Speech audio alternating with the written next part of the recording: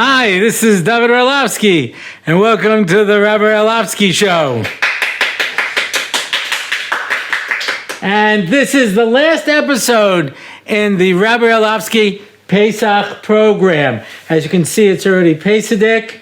The sign, unfortunately, we used it before Pesach, so it's chametz matzah, so we had to cover it over with plastic. And I have my official Rabbi Orlofsky Show mug, which is all ready now for Pesach. Has a little bit of a tinny taste to it, but that's fine. Yeah? You know what the cup said. Drat, foiled again. Anyway, so good morning to you. Good morning to everybody here. And this is Chol HaMoed, and it's so nice to be spending Chol HaMoed with you. And as I've mentioned many times, in a blatant attempt at self-promotion, perhaps next year we will have the actual Rabbi Orlofsky Pesach program, and we can all spend Pesach together. And with a little bit of luck, we'll actually be in the base of Mikdash, and then you can see me wearing my begadim. I will be doing korbanos, assuming I don't pass out. I spoke to someone in the base of English. I might be in public relations, but however that's going to work, Mitzvah Hashem, next Pesach we should be together in one way or another. Next Pesach we will all be together, because Chol HaMoed is always special. Chol HaMoed concerts and activities and things, and it's a special time for family. And you know, we've had a lot of requests since our Purim show. I've gotten many. There was one email that actually my wife said, "Wouldn't it be nice to bring back Yaakov?" And so, since this is our special Chol HaMoed program, I have my special guest, Yaakov Orlofsky, and so I am honored to have Rabbi Yaakov Orlofsky with us again. Only, this is like the Purim and a Hafachu. So last time you were the Rabbi Orlofsky and I was the guest, and now I'm the Rabbi Orlofsky and you're the guest. In fact, I'm not only the guest, I'm Batman. I think it's ladies and gentlemen. Ladies and Yaakov Orlofsky, ladies and gentlemen. So Yaakov, I thought it would be nice because, Chol HaMoed is such a, family time. And since you're like family to me, and you always have been, almost. Yaakov, in fact, grew up. He had 8 sisters. Later, he got 2 brothers. When he was 16 years old, he got another brother, so he'd have someone to play with. And we picked him up in the playground. Which is like, he looks nice. The truth is, I'm a Cohen, so sometimes I just say, you know what, keep the 5 shekels, I'll take a kid. But the fact is that I thought it would be nice to talk about Chol HaMoed for all the people out there. They didn't have the benefit of growing up in my house, and there was some fond Chol HaMoed memories in between the beatings. He was making a face. She said, "You're not supposed to talk about those." Anyway, yeah. So, what are your Chol HaMoed memories? Oh wow! You're a father. You have a child. Now I am. I will tell you, if you're mentioning that part already, is that it's amazing to me how much you were able to do back then, because I have one child now, is just about 4, and when I was growing up, you had kids. Sometimes it went from older teenagers, younger teenagers, young kids, older kids, and you have to find 11 kids, and you have to find something that everybody will be happy with together. Yeah. Wow, you know what I mean? I have the one kid, and so I think that was amazing how you were able to find different stuff to do every year. And in a past podcast, when I was talking about the Seder, I said that's the challenge of the Seder. Is when you're at a Seder with people in all different age groups, you have to find a way of making the story relevant to all different ages. But it's the same thing with, with a family trip, that you have to self maaser ma'ashav l'chila. You have to really think about it. I have to tell you that from my experience, I think food was always something that brought everybody together. Yes, and works for all ages at all times. It's what kept the Jewish people alive for thousands of years. in poor health. I was teaching at Sameach, and there was this professor from Harvard who was there, and I must have been talking about. I think I told this just recently on a podcast, but and he starts going into a whole thing about how Jewish food is so unhealthy and how terrible it is, etc. And we were just looking forward to lunch by that point. Yeah, so what? All right, so let's talk about the food, because my audience loves food. In fact, somebody just asked me, they wrote me a letter saying, you always tell the cupcake story. What's the recipe for the cupcakes? This is not a cooking show, okay? I'm not Gordon Ramsay, and I'm not... who's the other one? Bobby Flay. No, the one who makes all the videos. Elton Brown. Elton Brown, yeah. I'm not Elton Brown. I just shared some of my mother's recipes to try to prove a point. Now people are writing in, how do you make cupcakes? Listen, you're on the wrong show, okay?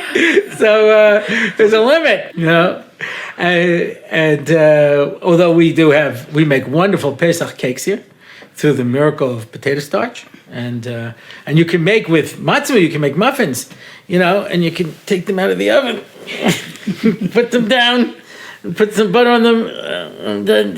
They tend to be a little thick, especially since I use chabura shmura matzah meal.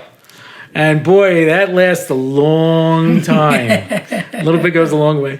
But yeah, so what were you thinking of? Well, I'll tell you, to me, I think it splits into two. There was a lot of the years that we went away, you being a famous world speaker, and we went, we traveled often, throughout my childhood, different hotels. I'm interrupting. I don't know if you noticed.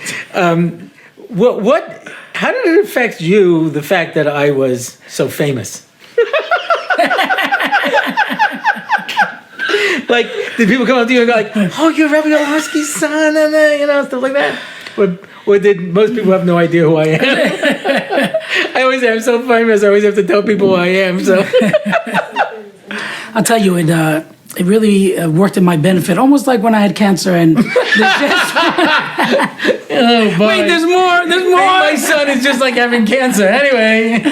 Because there's nothing in the world to really open doors and get your way by coming in and saying, "I'm sorry, I have cancer," and then you're right away the first online. They let you in wherever you get. You're getting free things. That's just the nature of things. So, and some of these people die from it. So it's terrible. Somebody they had a handicapped kid, and they pull it. This people are circling around looking for a parking spot. And this guy pulls up in a handicapped spot, takes out his handicapped kid, and somebody says, "Some people have all the luck." Anyway, yeah. So that was at least second to that. Using your name to open doors, get places. So very rarely do I speak to any English speaker ever. I'm talking about a person who speaks English, not a speaker who's an English speaker. And very rarely do they not know that. I right away just say Orlofsky, like, "Oh, you're the famous rabbi." So people ask me that. They said, "Oh, you related to the famous Rabbi Orlofsky?" I say, "No, Orlofsky is a very common name." I've heard about this guy. No, this is true. This is true. I meet somebody once, and he goes, "This is my brother Muncie," and he says, "Oh, this is my brother, David Orlofsky." He goes, "The speaker?" He says, "Yeah." "The funny one?" He says, "Yeah." "In Yiddish?" I said, "No." He says, yeah, there's a funny Rabbi Orlofsky, Ger Chassid, who speaks in Yiddish. So I realized that David Orlofsky is like Paro or Avimelech. It's a title, and in every language there's a David Orlofsky. So you could have fooled me with Yiddish. I have to say, there was this one time I was with you in England. And I just told the story. Go ahead, tell it. I want to hear from your point of view. I told it already. Well, we came into London, just me and you. We stopped there for 2 days. You had some speaking stuff. It was on the way to America, and they sent this guy to pick us up, and he picks us up. We're driving in the car, and since we walk in, he's still speaking in Yiddish. Literally, the whole time, it was like 40 minutes till he dropped us off, and the whole time, and you're like, yo. And when we came out of the car, and I whispered to you, and I said, "I didn't know you speak Yiddish." And you said, "I don't." So I think we both don't know what he said till this day. I haven't said anything yet. So Yeah, so we went away. We go away. So we went away a lot. We went away to hotels in America. You like that We better went than away- staying home? Well, look, there's the pre-Pesach cleaning, preparing, cooking, serving, cleaning after the meals, and that's rough, you know. So being here, the way we grew up is because being the only boy out of 8 girls when I was growing up, I had my only room. So when it comes Pesach time, everyone has to clean up their room. So most of the rooms had 2 or 3 where you could all clean up together. I had to clean up my room on my own, but. There's also, I'm not saying in a bad way. I was very neat, and I usually finish first. But there was, I think, the very strong bonding part about the Clean Pesach in our family, where eventually everyone had to just kind of, you know, meet up from all the bedrooms, and used to meet up in the living room, dining room, kitchen, and there's always like loud blasting music, and there's sprays all over the place, and schmatas and who knows what, and there's always ordering food out of the house, and we have the lobby right outside the house, and just eating. It was just like a nonstop going, and a lot of people here, and you always had students who would come and help, and neighbors that would just drop by for the fun. So there's definitely a lot of fun of having Pesach in the house. But again, not have to cleaning and fine staying in nice hotels and vacations. Nothing wrong with that, you know. I guess if you like that kind of thing. It was nefesh, you know, to go away for Pesach. I had 6 offers this year. But Wow. I told them I only go with the entire family. It's 9 rooms. And some people said, it's not that you're not worth it, but, you know, it's not in our budget. Some people said, are you out of your mind?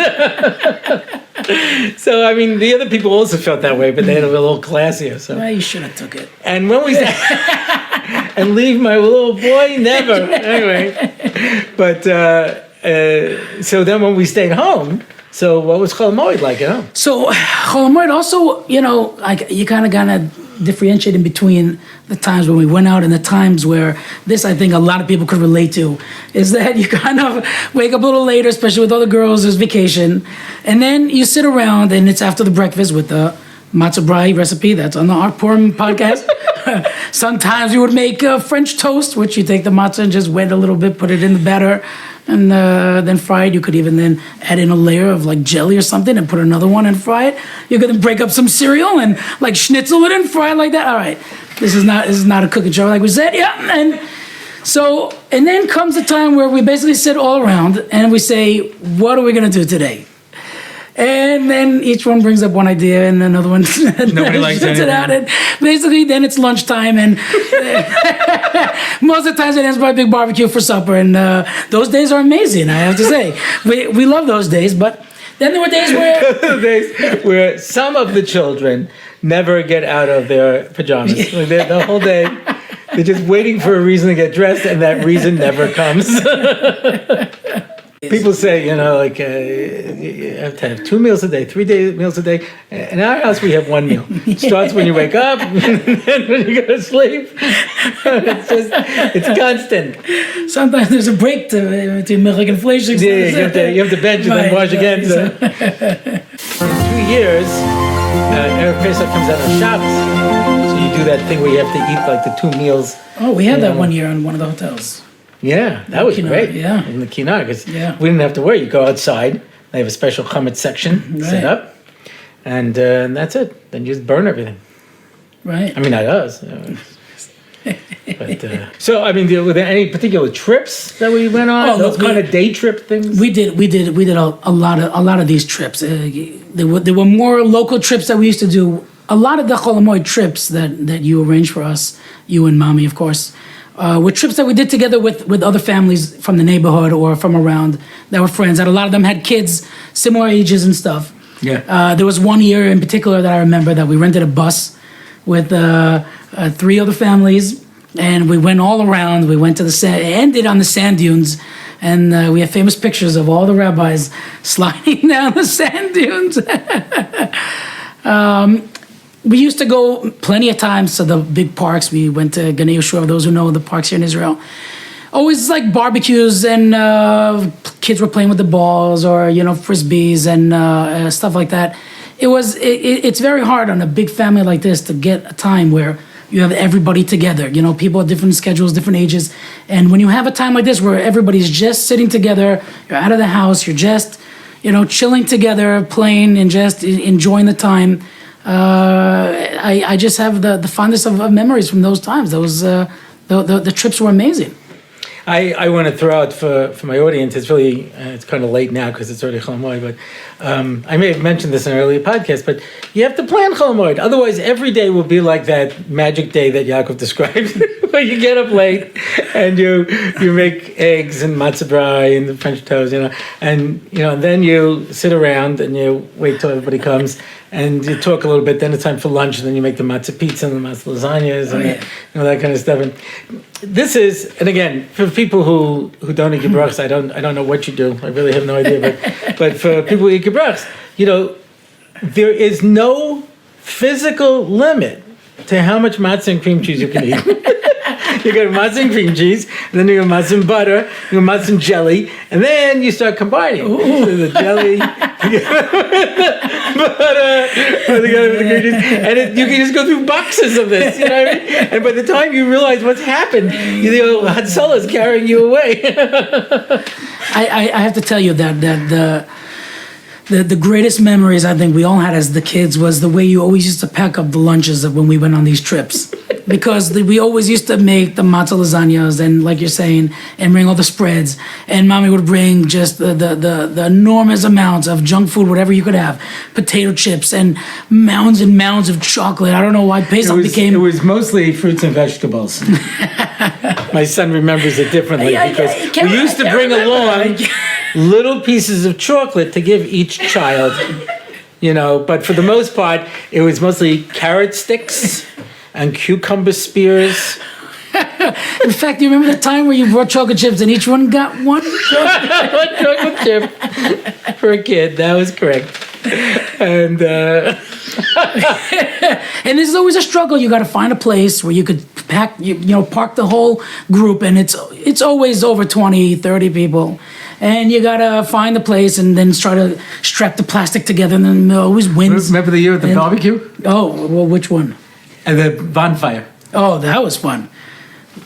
Well, they don't remember. Well, let's say. I thought you were. Well, let's say who came with us, or is that? You can say anything you want. So we had the Shapiros on the group, and who came with us. I'm going to start editing you now after all these years.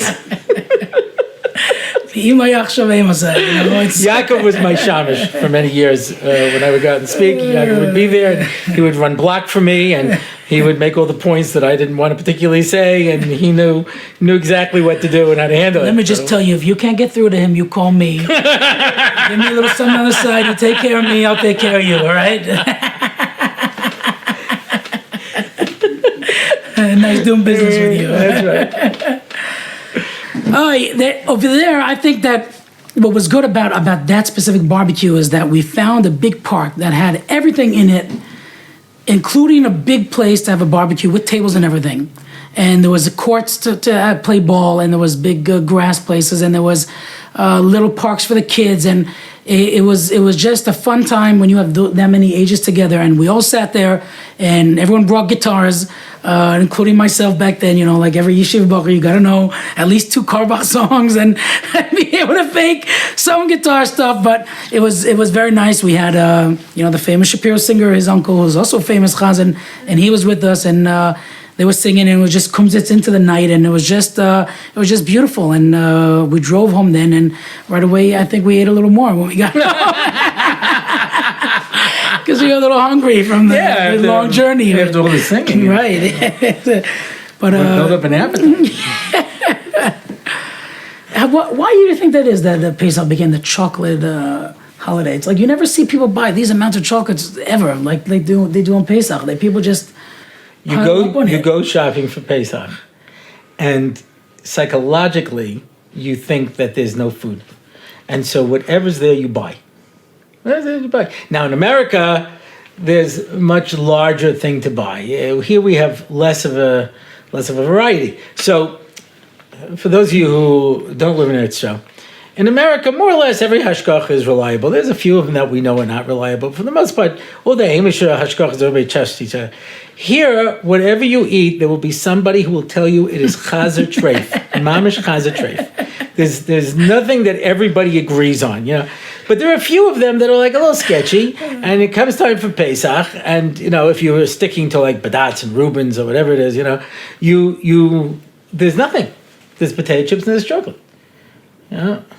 So they brought in from America once, I think, lollipops, with a fancy hashgacha, or something else. And it's a big problem in Yerushalayim because there's a minhag not to eat cottonseed oil. Right. Which a friend of mine was making a Pesach hotel, and he asked Shlomo Zalman if he could use a particular hashgacha because they might have cottonseed oil. And Shlomo Zalman said to him, "So what?" So he says, "Well, it's a minhag Yerushalayim not to eat cottonseed oil." And Shlomo Zalman said, "It's not." He didn't seem to know about that, even though his family was Yerushalmi for generations. Right. But that's how it works. So a lot of the stuff that comes from America has cottonseed oil in it. So if you now rely on that, then you're left with those little bags of potato chips. I think they have apple rings, dried apple rings, and those bars of chocolate. That's what you remember, because otherwise, what are you gonna? If for the Sephardi viewers who eat kidneys, they have it all. Yeah. I mean, they make bun, bisli, and I said to Cheetos, I said to a Sephardi's fellow once, I said, "Well, you guys get kidneys on Pesach. There's so much stuff you can eat." And he says, "Don't be jealous. Because of that, we have to say slichos all of Elul." So everything's a trade-off, as my father used to say. So what do you think about these Chol HaMoed concerts? Have you gone to them? Well, I'll tell you, to be honest, for some reason, the way it was when I was younger, the main concerts were always Sukkot time. For some reason, Pesach was always more of like trip times, and Sukkot was more concerts. Not because there weren't concerts, there were, but that's just the way we did. In America, we went to a YBC concert one time with the Chevra and Eli Gerstner. All the way back then, we had a cousin of ours that his brother was in it then, so I was in America at the time, and we went there, and that was fun. We were in a hotel where Avram Fried did a concert, and you were up on stage. Well, yeah, I mean, he asked me to come up. I'm gonna say, he tells me, "Can I take a picture with you?" Okay, fine. You want to. Yeah. Remember in one hotel, Yehuda exclamation mark was doing a concert. That's right. He was giving out balloons and treats and stuff throughout the whole time. That was fun. And there was one of the hotels where we went to Lipa Schmelzer concert. That was also great. And David Gabay? Oh, yeah. David Gabay, who in fact made me a special birthday message. Maybe we'll take a quick look at the David Gabay message. Happy birthday, Reb David. What can I say? It's a big one. The big 7-0. Just kidding. Shishim lezikna. As the Mishnah says, zikna is a beautiful, beautiful thing. You've had white hair in your beard for quite a while. But, I saw it already, Pesach, a bunch of years ago. But you'll never be an old man. That's the truth. You're always young at heart. And you speak beautifully, and you should continue your amazing work, inspiring people all over the globe, making us laugh, making us cry, and just to use your God-given talents to inspire people. Continue what you're doing for many, many, many, many more years. You're only halfway there. So, we're looking forward to seeing you for many more years with happy and healthy years. Mitzvah Hashem. Nachas from the kids. Shalom bayis. Hatzlacha in your chinuch, with your children, with your talmidim, and wishing you to go Mechayel El Chayel, and happy birthday. You remember the David Gabay? Oh, of course. He was great. He was great. A very, very nice guy also. Yeah, very special fellow. Very also on sincere. Gateways, yes. Very nice that was. So I guess I take it back. I guess I did do a fair amount of Most of them were in America. But most of them were in America, yes. I think when we were in a hotel here, they brought Hachim something, and they sang Havanakila. They brought the Elad duo. That's what it was. Ramimu Hashem, Ramimu. Like one of them had an accordion. Right. Ramimu Hashem, Ramimu Hashem, Elokeinu. Those Israelis where it's either a very bad toupee or that's actually their hair. I don't know which one it is, Adon Olam Asher Malach B'Teilam Kol Yitzir. That's those were the days. Unless it was just that long ago that they were in at the time. I don't know. I can't remember. America, they go to Great Adventures. We went to Great Adventures once. We did go. Yes, we went to Great Adventures. It was always raining. It was always rainy and cold. Well, we went to Orlando one year. You took us all to Orlando with Grandma's last year. The most miserable. We had a great time. Yeah, no, I ran block. I took care of everything. But first of all, the air conditioner wasn't working in our house. It was like 90 degrees in there. Terrible. You know, and it was terrible. But everybody went to the parks and And that was amazing. We did all the parks. Go swimming whenever they wanted, and you know. And also for the kids, it was great. That was. And there was a little pond there. Where I went to table some things, and one of my son-in-laws was actually going to table there. Pesach, and then on the first day of Yontif, alligator came out. So in retrospect, it was a good thing that he was not table there. And they called the police, and the police said he's a small alligator, so we really can't. He was smaller, but it was still scary. And then the police said, you were there, no? Well, I was there, yeah. It was actually on Yom Tov Sheni, and he came out, and I called the 911 at the time, because being an idiot from Israel, you see, an alligator come out of a pond. The kids are throwing ice cubes at him. He's catching them. It was terrifying to me. So the first guy who came, he said, there's nothing we could do. They live here, and he'll just go back in the water. But when in fact he didn't, hours later, another cop came who was a more serious guy, and he told us all go away, and he's like, they could jump 40 miles an hour or something. He was like, he'll eat all of you. And a bunch of little kids, and then they ran away, and then they brought him, put him in, they put this spray around. It was terrifying. It was, wow. I love Florida.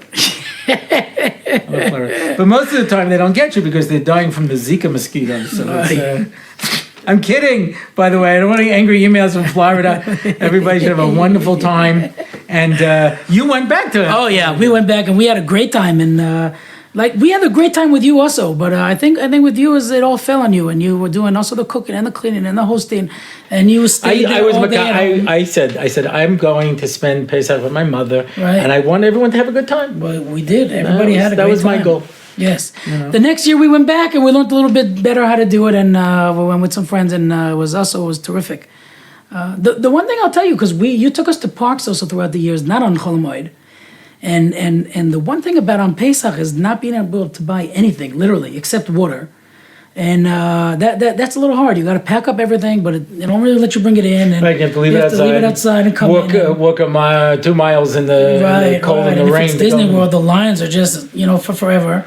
And that's the one thing, when you go to the regular parks, you just want to buy yourself an ice cream or some chocolates or, a whole box of chocolates, whatever it is, and all these stores that sell all the candy and the cookies and, Disney World or all these places, and they're all kosher, but it's Pesach, what are you going to do? So. Yeah. Yeah. And you have a problem after Pesach also because Disneyland is owned by the Jews. Really? Everything's owned by the Jews. We control the banks and the media. I'm kidding. I guess I'm angry with me. Rabbi Orlofsky is spreading lies. I'm just kidding. Although we do control American policy, Ilan Omar explained. Good with Benjamin's baby. So how do you make Chol HaMoed meaningful? Like fun meaningful or like religious meaningful? I'm thinking religious meaningful. This is one of the things, if we ever make the Rabbi Orlofsky Pesach program with the Orlofsky family, because I said this on a previous podcast, that our whole family is incredibly talented. Yes. So we could really provide the entire staffing and the whole everything. thing, yeah, for sure. So, but the problem is that this is serious. I'm not saying this is joking. Right. Yeah. Because maybe they don't know because we were joking before. Yeah. I don't even know if anybody's watching this. Wait, there's a caller. Hello? I know my wife is, or at least she'll tell me she did. I don't know if she really did, but... This is my grandson's support animal that he takes on the plane with him. Anyway, So, no, because one of the things is that there are people who go away for Pesach, and it's basically a vacation that happens to be on Pesach. Right. So it's not that Chol HaMoed is you're feeling that this is a yontif. It's a Chol HaMoed, but it's Be'ikar Moed. You feel like it's like vacation time. Yeah. There was an ad years ago for a hotel in Orlando. This is years ago. I don't know. I haven't seen this since. But, basically they were selling Disneyland and Disney World. And, you have a hotel and it's just, Mickey Mouse runs the Seder, and Goofy asks the 4 questions, Oh, is this night different? And, it's a vacation. It's a vacation, but it's not a Chol HaMoed. Well, there's no question that the years we stayed home, I'm saying if you're talking about the feeling of Pesach, there's no question that the years we stayed home, you feel Pesach. Especially, I don't know how much you spoke about the way you used to clean, at least when we were younger. Today you're a little older, but back then when you were younger and you had the strength, we cleaned like nobody cleans, and everything was covered. Some of my kids get married and they go to other families and they're just horrified. Like, how can you eat in this house? I was going to market a self-cleaning house where you just a big metal door, you close it, and then you just fry everything, and then you vacuum and buy new stuff. That's all. And for some reason, we always used to do b'dikas chametz. It was like 5 o'clock in the morning. Most of the people. I've gotten it better. I've got it better. Yeah, these years. Yeah, but it used to be just it was endless.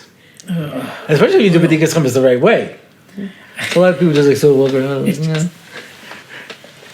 There's only so much checking you can do as the hot wax is pouring on your hand, and whereas I'd be crawling under the bed, and the bottom of it would catch on fire.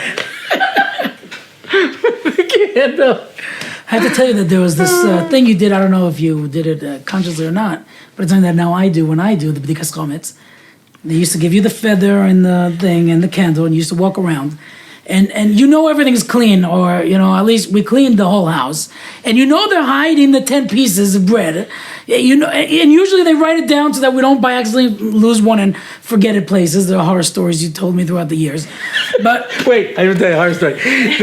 This person did not write it down, and the guy found 9 pieces and he couldn't find the 10th piece. I don't know where. He checked everywhere. They sit down to the Seder, and the air conditioner goes on. Bread blows all over the Seder table. So it is a good idea to write it down. In fact, there was this terrible story last year. You heard about it? I just bet you they weren't nervous about gebruchs over there. That was this terrible story. Yeah, they didn't care about the bread as long as it wasn't gebruch. Anyway, but there's this terrible story where this woman calls the Rav and says, "Listen, my husband did b'dikas chametz, and he only found 9 pieces of bread." Says he has to keep looking.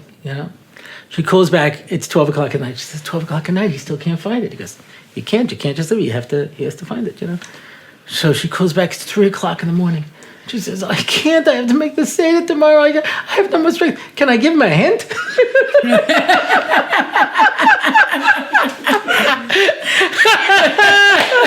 Very good. Yeah. Anyway. So we know it's there. It's there. We know more or less where it is. We didn't hide it hard. And every time you go around looking at the thing, and when you got the thing, you would say,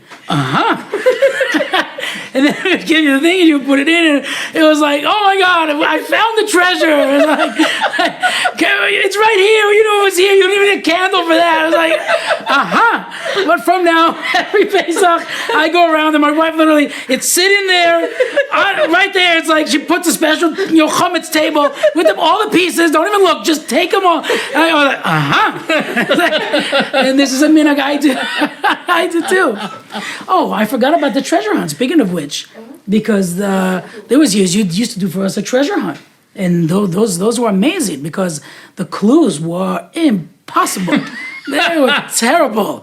You used to use different systems of gematrias, katanas, and Russian tables, and you couldn't know if it's in English or in Hebrew, and sometimes it was only a word, and we couldn't find, but those were good. And then you used to take us out to eat after Pesach. It was only supposed to be the winning team or whatever, but then we all, in our family, we are all winners. In Rabbi Orlofsky house, everyone's a winner. Exactly.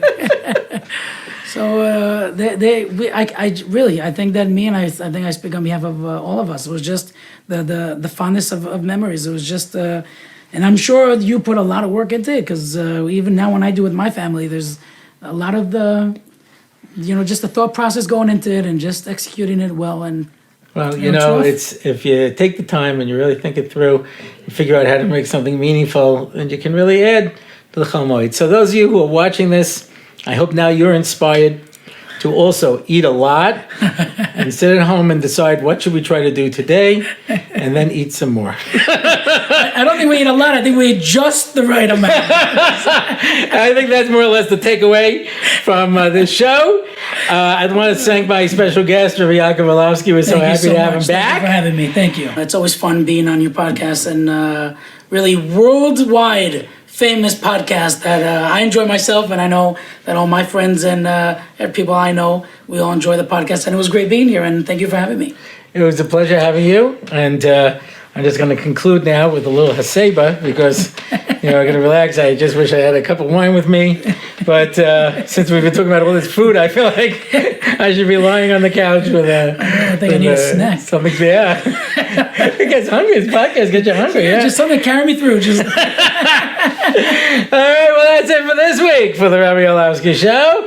If you want to find out more about this podcast, go to RabbiOrlofsky.com/podcast. If you want to make a comment on this particular episode, go to RabbiOrlofsky.com/podcast/32. If you want to find out about upcoming events, RabbiOrlofsky.com/events. If you want to contact Rabbi Orlofsky, RabbiOrlofsky.com/contact. And if you would like to sponsor an episode, go to RabbiOrlofsky.com/podcast and click on sponsor an episode. I am David Orlofsky, and this is the Rabbi Orlofsky Show, and this brings to a conclusion the Rabbi Orlofsky Pesach Program. Thank you for watching. Thank you.